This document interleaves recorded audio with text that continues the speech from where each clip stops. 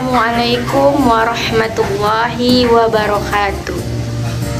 Bismillahirrahmanirrahim. Rabbi shrahli sadri wa yassirli amri wahlul uqdatam min lisani yafqahu qawli. Alhamdulillahi rabbil alamin. Wassalatu wassalamu ala asrafil anbiya'i wal mursalin wa ala alihi wa sahbihi ajma'in. Amma ba'du.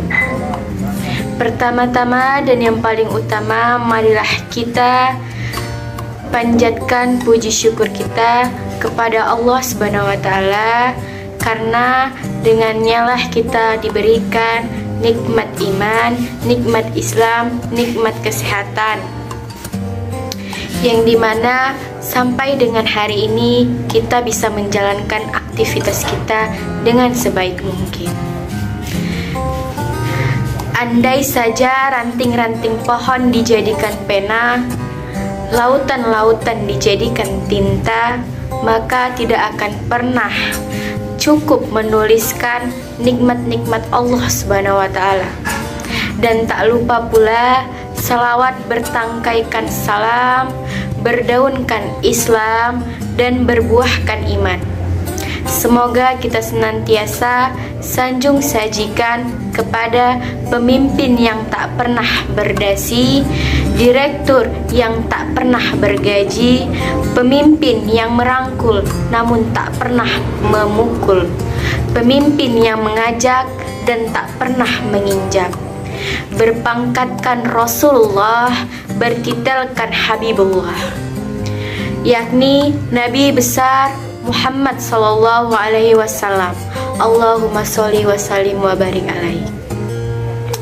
Sebelumnya yang saya hormati Bapak selaku dosen pengampu mata kuliah pendidikan agama Islam, yaitu Bapak Dinul Islami, dan yang saya sayangi teman-teman dan hadirin dan hadirat sekalian. Adapun judul ceramah saya yaitu nikmatnya mencintai dan dicintai. Kata-kata cinta bukanlah kalimat asing lagi bagi kita, terkhusus bagi anak muda yang sedang dilanda cinta. Terus, apa sih yang dimaksud dengan cinta? Menurut Imam Al-Qasim bin Hawazin Al-Kushairi An-Nasaburi Asy-Syafi'i dalam kitab Al-Risalahnya Al-Kushairi yang merangkum beberapa pendapat para ulama tentang cinta. Yang pertama dari Al-Imam Abu Yazid Al-Bustami yang mendefinisikan cinta dengan menganggap sedikit menjadi sesuatu banyak yang berasal darimu dan menganggap banyak hal yang sedikit berasal dari kekasihmu. Pendapat beliau tentang cinta menunjukkan cinta berarti memberi, selalu memberi, dan menganggap pemberiannya kepada pujaan hatinya sedikit dan menilai pemberian pujaan hatinya sangat banyak. Kedua, dari Al-Imam Junaid Al-Bahsadi yang mendefinisikan cinta adalah masuknya sifat-sifat orang yang dicintai sebagai ganti dari sifat-sifat orang yang mencintainya. Pendapat beliau tentang cinta menunjukkan bahwasannya cinta akan meleburkan sifat pujaan hati ke dalam hati orang yang mencintainya. Dan yang terakhir, ketiga, dari Al-Imam Asy-Syabli, yaitu yang dimana cinta dinamakan dengan cinta karena cinta menghapuskan siapapun yang ada di dalam hati selain daripada sang kekasih. Pendapat beliau mengenai cinta menunjukkan bahwasannya seseorang sedang jatuh cinta, maka tiada sesuatu di dalam hatinya melainkan yang dicintai. Jika kita telaah lebih dalam lagi mengenai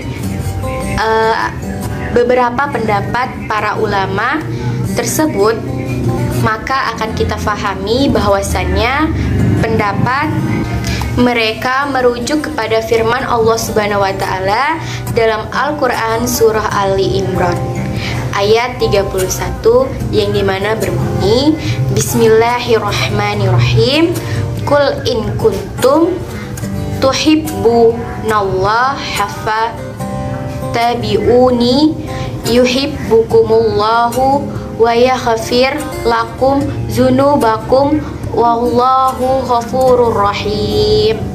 Yang artinya, katakanlah Muhammad, jika kamu mencintai Allah, ikutilah aku. Niscaya Allah mencintaimu dan mengampuni dosa-dosamu. Allah Maha Pengampun, Maha Penyayang.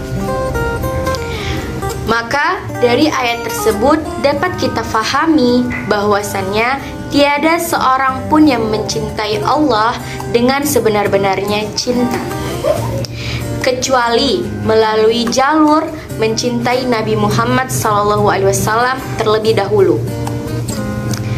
Nah, maka dari itu, para hadirin dan hadirat, marilah kita selalu introspeksi diri kita masing-masing.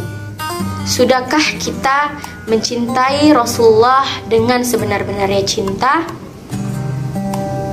Jika kita komparasikan atau menggabungkan definisi cinta dari ketiga ulama yang telah saya jelaskan tadi, dapatlah kita menyimpulkan bahwasannya cinta ialah mengorbankan, mengikuti, dan tidak berpaling dari sesuatu yang dicintai. Ketika seseorang hamba mengaku mencintai Tuhannya, sudah sepantasnya ia mengorbankan segala jiwanya untuk patuh dan taat serta mengikuti segala sesuatu yang Allah perintahkan dan menjauhi segala sesuatu yang Allah larang. Begitupun kita sebagai umat Nabi Muhammad, selayaknya kita mengikuti, meneladani, serta memperbanyak bersolawat kepadanya.